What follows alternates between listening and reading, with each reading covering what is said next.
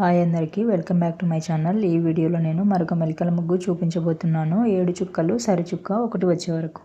మీరు నా వీడియోని ఫస్ట్ టైం చూస్తున్నట్లయితే నా ఛానల్ని సబ్స్క్రైబ్ చేసుకోండి. ఇప్పుడు ముగ్గు ఎలాగ వేయాలో చూద్దాం.